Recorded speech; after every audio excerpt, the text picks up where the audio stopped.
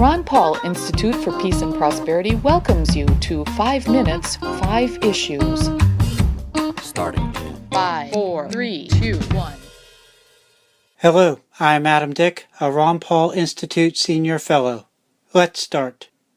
Issue 1. This week, Utah state legislators voted to replace the medical marijuana ballot measure approved by voters last month with much more restrictive legislation, and Utah Governor Gary Herbert signed the replacement into law. The new law further limits who can use medical marijuana and eliminates the legalization of some individuals growing their own marijuana. In addition, Kyle Yeager reports at Marijuana Moment that other changes include reducing the number of stores where people can buy medical marijuana and requiring stores to hire pharmacists. Issue 2. The death last week of former Central Intelligence Agency Director and President George H.W. Bush brought to mind his creepy promotion as president of a new world order.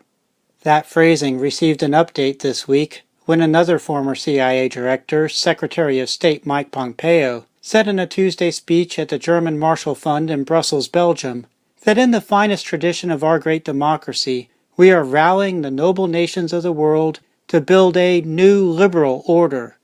Continuing, Pompeo said it would be an order that prevents war and achieves greater prosperity for all.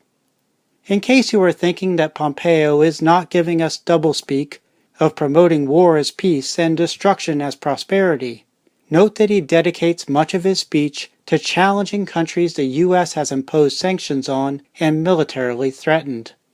These include Iran, China, and Russia, as well as 3 countries, Cuba, Nicaragua, and Venezuela, that National Security Advisor John Bolton termed a troika of tyranny in a November speech. Note also that Pompeo declares in his speech that President Donald Trump is returning the United States to its traditional central leadership role in the world, and that Trump knows, as George H.W. Bush knew, that a safer world has consistently demanded American courage on the world stage. Issue 3.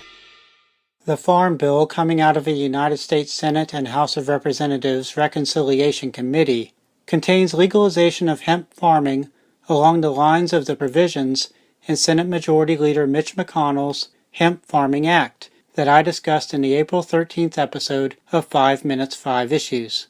Expect Senate and House votes approving the bill soon. Paul Armentano, the Deputy Director at the National Organization for the Reform of Marijuana Laws, discussed the importance of this legal change relative to the larger war on marijuana in the concluding paragraph of his Tuesday The Hill editorial.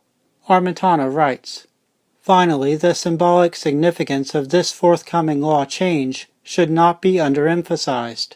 Passage of the 2018 Farm Bill will mark the first change in the federal classification of the cannabis plant since it was initially classified as a Schedule I controlled substance by Congress in 1970. As statewide and public support in favor of broader marijuana reforms continues to grow, it is apparent that this federal change won't be the last." Issue 4. Kurt Nimmo wrote this week at his website kurtnimmo.blog about efforts to insert into legislation in the lame duck U.S. Congress penalties for companies boycotting products from Israel. In his interesting and informative editorial, Nimmo mentions reasons why people may be justified in engaging in such a boycott. Yet, fundamentally, boycotting is an exercise of people's right to use their resources as they see fit. People should face no legal punishment for boycotting products from Israel, even if Israel were a libertarian wonderland. Issue 5. There is a debate in New York over how to spend tax money from likely soon-to-be legalized marijuana in the state.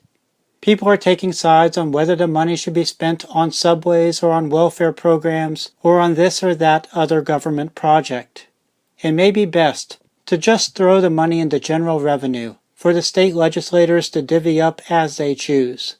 Dedicating the tax revenue to particular projects would give special interests much incentive to ensure marijuana taxes stay high or even increase.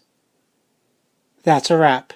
Transcripts of 5 Minutes, 5 Issues episodes, including links to related information, are at the Ron Paul Institute blog.